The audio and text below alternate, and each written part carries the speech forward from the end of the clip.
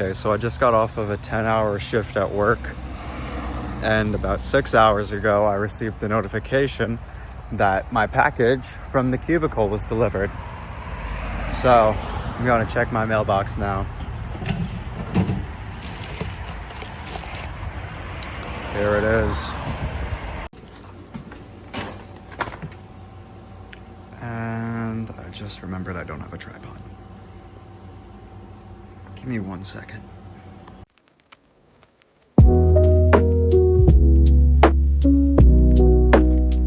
Okay, so due to the fact that I don't have a tripod, we're just gonna have to make do this way. So we're just gonna rip into the box now. Well, not the box, the package, shall we say. Okay.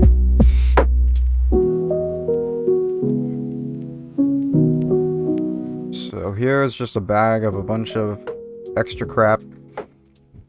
There's a center cap. There's a couple center caps in there, some logos.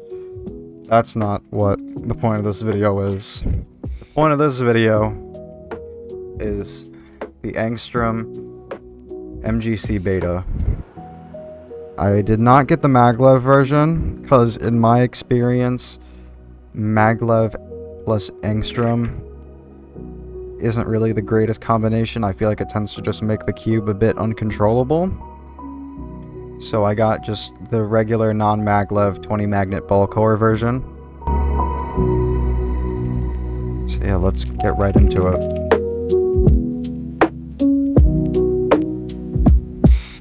And it's very well taped up.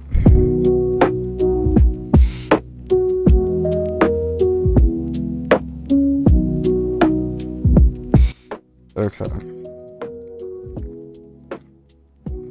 Here we go.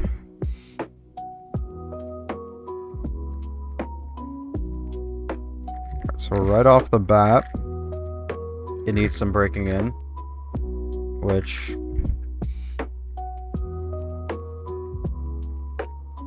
is pretty normal for any sort of cubicle premium cube you're gonna get.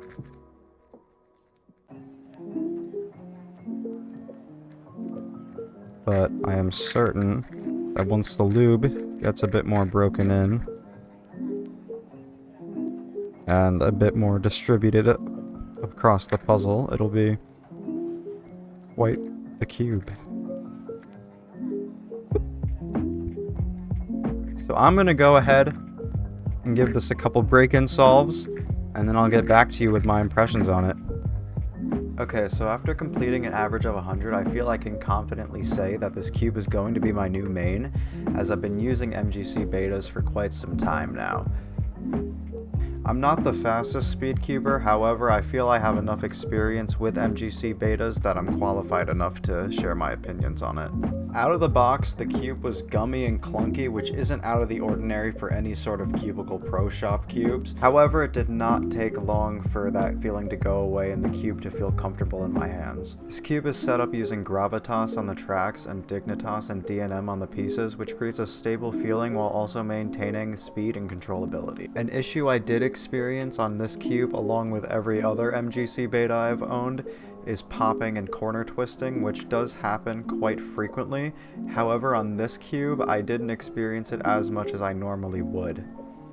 Another fear I do have long term has to do with the spring version and the magnets in the core.